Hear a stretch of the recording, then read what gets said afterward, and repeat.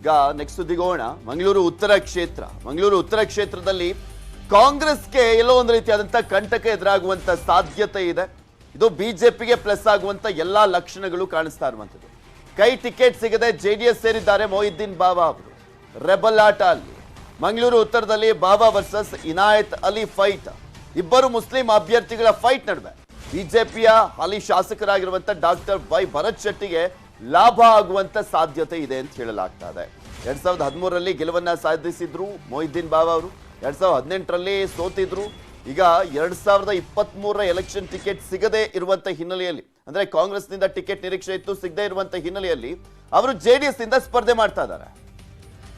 ಇದ್ರ ಬಗ್ಗೆ ಇನ್ನಷ್ಟು ಮಾಹಿತಿಯನ್ನ ನೀಡ್ತಾರೆ ನಮ್ಮ ದಕ್ಷಿಣ ಕನ್ನಡದ ಪ್ರತಿನಿಧಿ ಕಿಶನ್ ಶೆಟ್ಟಿ ನಮ್ಮ ಜೊತೆ ನೇರ ಸಂಪರ್ಕದಲ್ಲಿ ಜಾಯ್ನ್ ಆಗ್ತಾ ಇದ್ದಾರೆ. ಕಿಶನ್, ಇಬ್ಬರು ಮುಸ್ಲಿಂ ಅಭ್ಯರ್ಥಿಗಳು ನಿಂತ್ಕೊಳ್ತಾ ಇರುವಂತ ಹಿನ್ನೆಲೆ, ಅಂದ್ರೆ ಕಾಂಗ್ರೆಸ್ ಮತ್ತು ಜೆಡಿಎಸ್ ಇಂದ ನಿಂತ್ಕೊಳ್ತಾ ಇರುವಂತ ಹಿನ್ನೆಲೆಯಲ್ಲಿ ಬಿಜೆಪಿಗೆ ಯಾವ ರೀತಿಯಾದಂತ ಪ್ಲಸ್ ಆಗುತ್ತೆ? ಆಮೇಲೆ ಮೊಹಿದ್ದೀನ್ ಬಾವಾ ಜೆಡಿಎಸ್ ಇಂದ ಸ್ಪರ್ಧೆ ಮಾಡಿರುವಂತ ಹಿನ್ನೆಲೆಯಲ್ಲಿ ಜೆಡಿಎಸ್ ಅಸ್ತಿತ್ವ ಇರಲಿಲ್ಲ. ಮೊಹಿದ್ದೀನ್ ಬಾವಾ ಅಲ್ಲಿ ನಿಂತ್ಕೊಳ್ತಾ ಇರುವಂತ ಕಾರಣಕ್ಕೋಸ್ಕರ ಜೆಡಿಎಸ್ ಹೆಚ್ಚಿನ ಮತಗಳನ್ನ ಪಡೆಯುವಂತ ಸಾಧ್ಯತೆ ಇದೆಯಾ?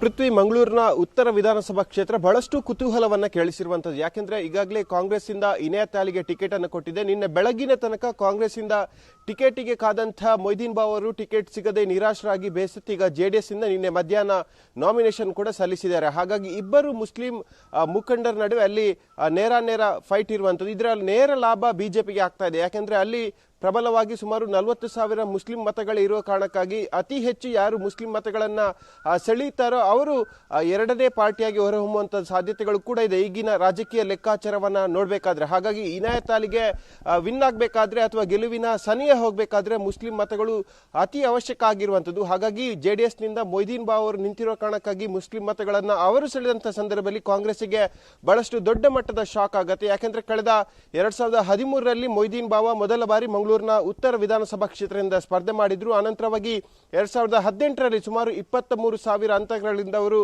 ಸೋಲನ್ನಪ್ಪಿದ್ರು. ಇದೀಗ ಅದೇ ವಿಶ್ವಾಸದಲ್ಲಿ ಮಾಜಿ ಶಾಸಕರಾದ ಹಿನ್ನೆಲೆಯಲ್ಲಿ ಈ ಬಾರಿ ತನಗೆ ಟಿಕೆಟ್ ಸಿಗುತ್ತೆ ಎಂಬ ಬಹಳ ಆತ್ಮವಿಶ್ವಾಸದಲ್ಲಿದ್ದು. ಆದ್ರೆ ಕಾಂಗ್ರೆಸ್ ಹೈಕಮಾಂಡ್ ಇನಾಯತ್ ಅಲಿಗೆ ಕೊಟ್ಟಿರೋ ಕಾರಣಕ್ಕಾಗಿ ಈಗ ಮೊಹಿದ್ದೀನ್ ಬಾವಾ ರೆಬಲ್ ಆಗಿರುವಂತದ್ದು. ಹಾಗಾಗಿ ಉತ್ತರ ಕ್ಷೇತ್ರದಲ್ಲಿ ಮೊಹಿದ್ದೀನ್ ಬಾವಾ ಎಷ್ಟು ಜಾಸ್ತಿ ಮತಗಳನ್ನ ಸೆಳೀತಾರೋ ಅಷ್ಟು ಕಂಟಕ ಕಾಂಗ್ರೆಸ್ಗೆ ಇರುವಂತದ್ದು. Prithviraj, okay, thank you Kishan ನಿಮ್ಮೆಲ್ಲ ಮಾಹಿತಿಗಾಗಿ.